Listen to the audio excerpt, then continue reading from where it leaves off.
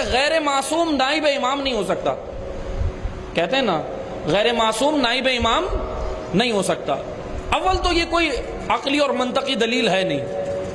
جب مالک اشتر نائب امام بن سکتے ہیں, جب محمد بن ابی بکر مالک نائب امام بن سکتے ہیں, جب مسلم ابن عقیل نائب امام بن سکتے ہیں, ہے نا, یہ سارے یہ معصوم تھے, غیر معصوم تھے نا, امام تو نہیں تھے یہ لوگ, کوئی نبی تو نہیں تھے.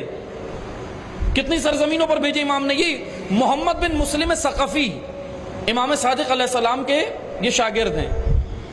ایک شخص آیا, آ کر امام صادق علیہ السلام کو کہنے لگا مولا, کوئی مسئلہ دریافت کیا, اس نے فقہی مسئلہ تھا, آ کر کہنے لگا امام معصوم, اب توجہ سے سنیں, امام معصوم موجود ہیں, آ کر امام کو کہنے لگا کہ فلاں فقہی مسئلہ ہے, اس کا جواب دیں. امام نے جانتے ہیں کیا کیا, امام معصوم تو خود موجود تھے, کہہ دیتے کہ یہ مسئلہ ایسے فلاں ایسے کر لو, لیکن امام نے کیا جواب دیا, امام نے اس کو تنبیہ کی اور ڈانٹا کہ سن, یہ مسئلہ تو محمد بن مسلم ثقفی سے کیوں نہیں پوچھتا, تم لوگ رجوع کیوں نہیں کرتے. کہا کہ مولا ہم آپ کی جانب آئیں. اس نے کہا کہ ہم آپ کی جانب آئیں. تو امام نے جانتے ہو یہاں کیا جواب دیا, امام نے کہا کہ تم بے شک میری جانب آئے ہو, لیکن وہ محمد ابن مسلم ثقفی فقیہ دین ہے, دین کا فقیہ ہے, جا کر اس سے مسئلہ پوچھو. یعنی امام نے بتا دیا کہ تم جو کہہ رہے ہو ہم ڈائریکٹ امام سے بات کریں گے. امام معصوم خود موجود تھے اور کہا کہ تسلسل سے آؤ. تسلسل کیا ہے کہ امام نے جو فقی مقرر کیے, امام نے جو نائب مقرر کیے, ان کے ذریعے سے آؤ. ڈائریکٹ آئے, امام نے ان کو قبول نہیں کیا.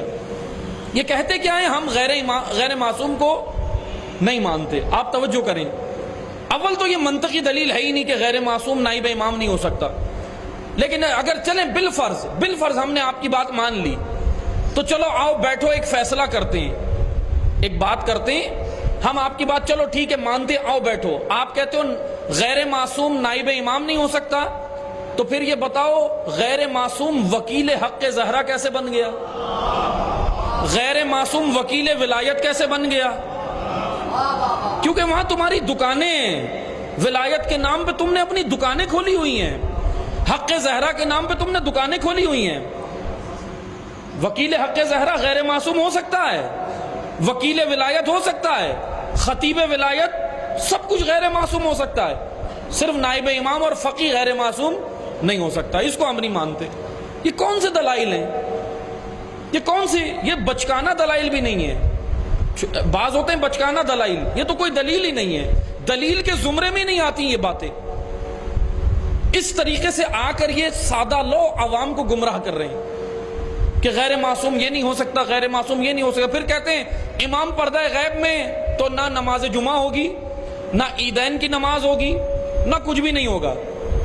چلو پھر آؤ بیٹھے ایک کام کرتے ہیں, امام پردہ غیب میں کچھ بھی نہیں کرتے, نہ آج سے ہم کھانا کھائیں گے, نہ آج سے شادیاں کریں گے, نہ بچے پیدا کریں گے, کچھ بھی نہیں کرتے, کیونکہ امام جب آئیں گے پھر کریں گے.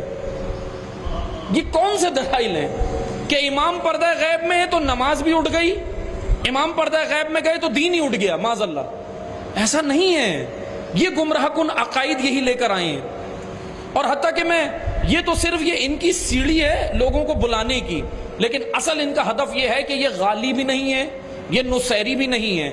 کیونکہ غالی بھی غلو کرتا ہے اور نصیری ایک عقیدہ رکھتا ہے کہ معاذ اللہ علی کو اللہ کہتا ہے, معاذ اللہ. نصیری کا یہ عقیدہ ہے نا, لیکن یہ تو نصیری بھی نہیں ہے, غالی بھی نہیں ہے, یہ دجالی ہیں. کیونکہ دجالیت ایک فتنہ ہوتا ہے, یہ فتنہ برپا کرنے آئے ہیں, اور فتنے کا کوئی عقیدہ نہیں ہوتا, فتنے کا کوئی دین نہیں ہوتا. عقائد کے اوپر علم کلام بحث کرتا ہے, علم کلام میں اس پہ بحث ہی نہیں ہو سکتی. کیوں نہیں ہو سکتی؟ کیونکہ فتنہ ہے.